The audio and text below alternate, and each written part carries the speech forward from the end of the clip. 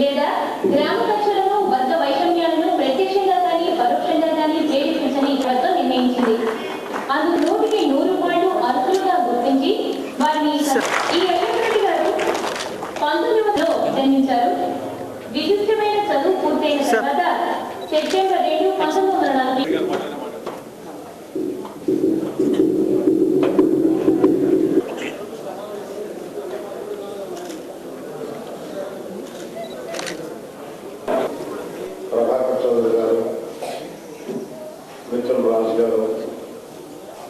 వివిధ ప్రాంతాల నుంచి ఏదైనటువంటి సోదర సోదరులందరికీ నమస్కారం. ఉదయం నుంచి మీరు పలువురు ప్రసంగాలు వినుంటారు. ప్రసంగాలతో నిమిత్తం లేకుండా మీరు రావటం అంటేనే శాంతిని కాంక్షిస్తూ ఈ కక్ష కార్పణ్యాలతో కూడుకున్నటువంటి వ్యవహారాలకు దూరంగా ఉండాలనే తలంపు మీరు ఇదివరకు ఒక నిర్ణయానికి వచ్చి మనం రావటమే కాదు సమాజాన్ని కూడా మార్గాలు నేర్పించి ఒక తపనతో ఇంత దూరం ప్రయాణం చేసి వచ్చారనే మాట నేను అర్థం చేసుకోగలను. ఇది భవిష్యత్తులో మీ ఆలోచన ఇంకా 10 మందిని ప్రభావితం చేసి చివరి లక్ష్యం సమాజంలోనే ఒక మంచి మార్పు తీసుకురావాలని మనమందరం కూడా వాంఛిస్తూ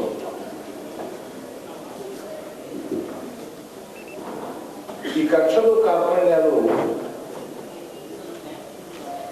ఒక రకమైనటువంటి పరాకాష్ఠకు చేరుకున్నాయి. రాజకీయ పార్టీల మధ్య సిద్ధాంతరీత్యా విభేదాలు ఉన్నప్పటికీ కూడా వాటిని చర్చించుకోవటం కానీ ఒక సిద్ధాంతాన్ని నమ్మినటువంటి వారు మరొక సిద్ధాంతాన్ని నమ్మిన వారితో పోటీ పడటం కానీ నాది పరిచయంగా ఉండాలని కోరుకోవటం కానీ ఇది అసహజం కాదు. రోజుల్లో నాకంటే మరొకరు ప్రతిభావంతులుగా ఉంటే మార్పులు ఎక్కువ తెచ్చుకుంటూ ఉంటే నేను ఇంకా కష్టపడి చదివి వారికంటే ಹೆಚ್ಚు ప్రతిభావంతులుగా సమాజంలో నా స్కూల్లో నా కాలేజీలో గుర్తింపు తెచ్చుకోవాలని పని చేయటం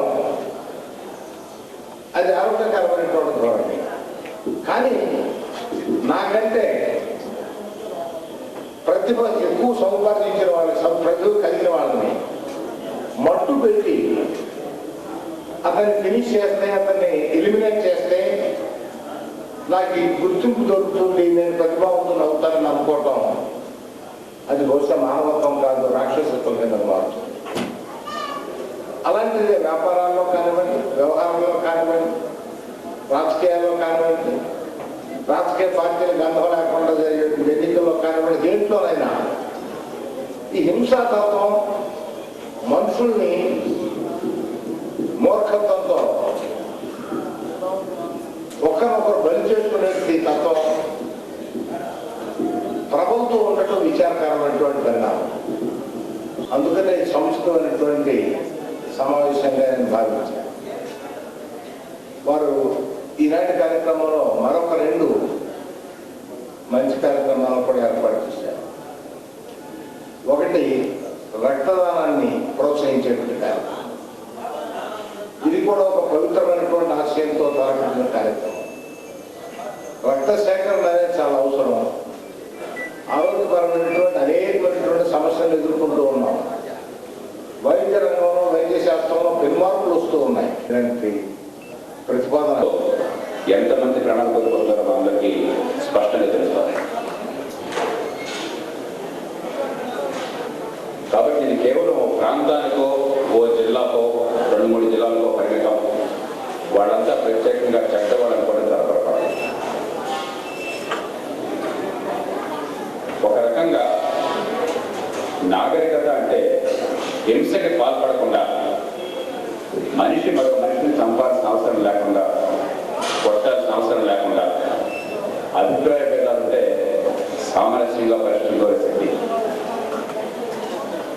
ఎప్పుడైతే శాంతియుతంగా పరిష్కారాలు సాధ్యం కాని పరిస్థితి వస్తుందో, ఉద్రేకం వల్ల కావచ్చు, ఉన్మాదం వల్ల కావచ్చు, పొద్దున 8 గంటల సభ, ఒక 4-5 వేల మంది అక్కడ మున్సిపాలిటీ ఆవరణలో వచ్చారు. వెళ్ళగానే మొట్టమొదటి కనిపించింది నాకు ఓ 20-22 ఏళ్ళ కుర్రాడు. ఇందాక సురేష్ లాగా ఆ కుర్రాడికి 2 చేతులు లేవు. చాలా క్లీన్గా ఒక శస్త్రవేత్త ఆపరేషన్లో చేతులు తీసేసినట్టుగా చాలా క్లీన్గా 2 కట్టాడు. నేను అనుకున్నాను నిజంగా ఇది యాక్సిడెంట్ అవుతుంది, ఈ చాప్ పెట్టలే ఉంటాయి కదా, అలా ఎక్విప్మెంట్ ఏమన్నా చేతులు పడిపోయినాయేమో, 2 చేతులు పోయినాయి అనుకున్నా. ఏమైందా? షోలే సినిమా మీకు గుర్తున్నట్టుంది. ఆ సినిమాలో చూపెట్టినట్టుగా 2 చేతులు తాళ్లతో కట్టేసి నరికారు సార్, చేతులు 2 పోయినాయని చెప్పారు. ఒకసారి గుండె చెందిపోయాడు. 2 అడుగులు ముందుకేశాను. ఇంకొకరు అదే వయసులో కనిపించాడు. ఇతనికి 2 చేతులు మండమే, అయితే కొంచెం తేడా ఉంది. మొట్టమొదటానికి 2 చేతులు చాలా క్లీన్గా కత్తితో నరికినట్టుగా అనిపిస్తే, రెండో ఆయనకి చాలా మొండేలుగా రాగడుతుంది. నీకేమైంది అని అడిగాను. బాంబు పేరింది సార్ ఫ్యాక్షన్ యుద్ధంలో, 2 చేతులకి మారణ హోమం, వేలాది మందికి వారి కుటుంబాలకి జరిగేటువంటి భయంకరమైన నష్టం. సమాధానం చెప్పే ప్రయత్నం చేస్తాను. కాగితం మీద రాసిస్తే కేసీఆర్ గారు ముఖ్యమైన కారణం వల్ల రాలేకపోయారు. వారి తరఫున సందేశం ఇవ్వాల్సిందిగా నన్ను పంపించారు. ఫ్యాక్షనిజం అయినా, నక్సలిజం అయినా, టెర్రరిజం అయినా ఒక విషవృక్షం లాంటిది. విషవృక్షాన్ని పెరిగివేయాలంటే వేర్ల వేదికలు ఎంత కృషి చేస్తున్నాయో వారితో పాటు ప్రభుత్వం కూడా అంతకంటే వేలాది రెట్లు కృషి చేయాల్సినటువంటి అవసరం ఉంది. ఆ భాగంగా నేను ఎవరికి ఎవరు తీసుకోకూడదని చెప్తూనే ఈ సందర్భాల్లో ఇంత పెద్ద ప్రభుత్వం అయినటువంటి మీరు మరి ఏం చేస్తున్నారు అనేటువంటి ప్రశ్నకు నేను జవాబు చెప్పడం కాదు, మీరు చేస్తున్న లాంటి కృషి మేము చేయాలని మీ ద్వారా స్ఫూర్తి పొందుతున్నాము, ప్రభావితం అవుతున్నాము అని చెప్పి మనం చేస్తున్నాము. పార్టీలకు, ప్రభుత్వానికి ఆ లక్ష్యం చేరలేకపోతున్నాం.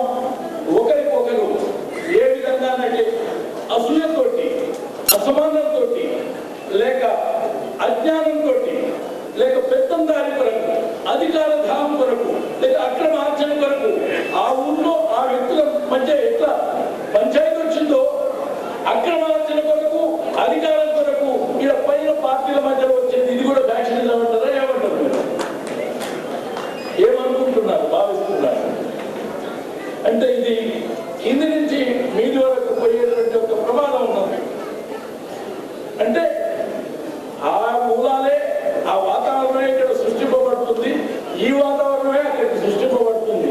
అంటే నేను చెప్పబోయే ప్రయత్నం ఏంటంటే ఇది అంతా అందరికి అంటుకొని ఉన్నటువంటి ఒక పరిస్థితులు ఆవరించున్నాయి అని చెప్పి. అంటే ఈ పరిస్థితుల్లో ఎవరికి వాళ్ళు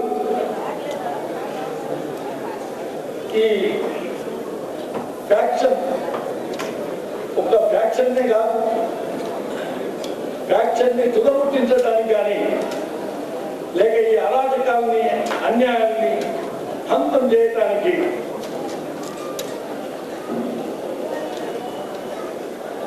ఆ గ్రామాల్లో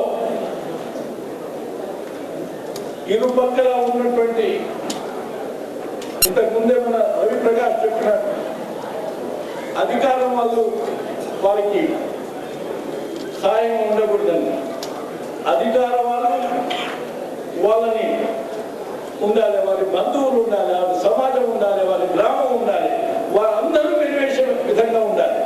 వారు అందరూ వెలివేసే విధంగా వారు చేయడంతో పాటు చట్టపరంగా తగిన శిక్ష పడే విధంగా ప్రభుత్వం ఉండాలి.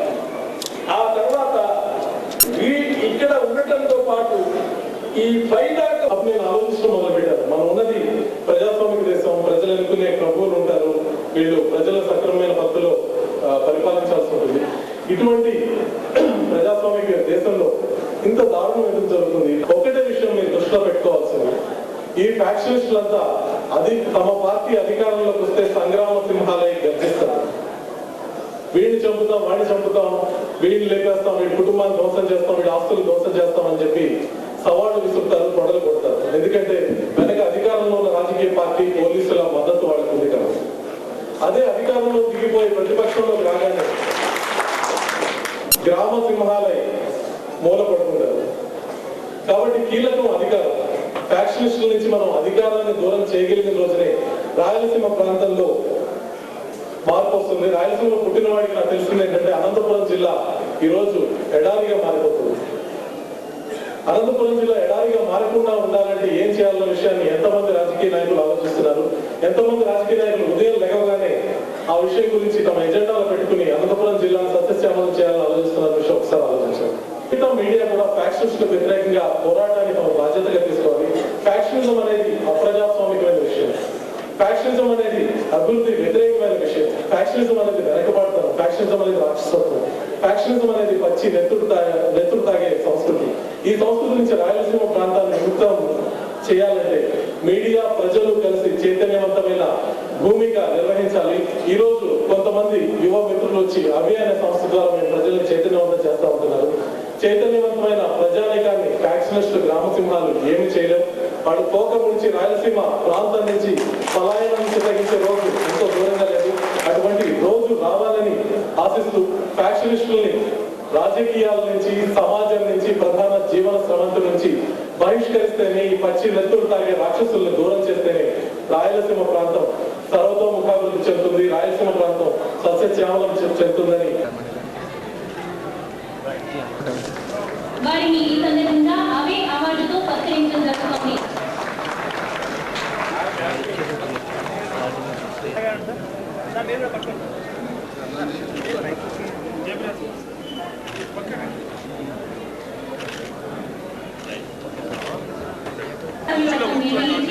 అవే అవార్డుకు అర్హులుగా భావించి వారికి నేడు అవే ప్రతిభ అవార్డు అందించడం జరుగుతోంది. వ్యక్తులతో ప్రకృతిభావ సంబంధాలు ఏర్పరచుకుని వారికి పూలమాలను వేసి గ్రామంలో తిరిగి ఫ్యాక్షన్ ప్రతీకారాలు రాకూడదని కోరుతున్న ప్రకృతుడు ఆయన. ఫ్యాక్షనిజాన్ని ఒక అంశంగా తీసుకుని ఇప్పటి వరకు దాని వ్యతిరేక ఒక విషయం చెప్పుకోవాలి. నిన్న అనంతపురం నుంచి బయలుదేరిన మన మిత్రులు ప్రభాకర్ చౌదరి గారితో పాటు ఈ హింసను, ఫ్యాక్షనిజానికి వ్యతిరేకంగా పోరాడుతున్న రామాంజనేయులు గారు యాక్సిడెంట్ లో చనిపోవడం జరిగింది. ముందుగా 1,00,000 రూపాయలు అవే సంస్థ ఆ కుటుంబానికి అందిస్తుంది. వారి పిల్లల్ని చదివించే బాధ్యత కూడా తీసుకుంటుంది.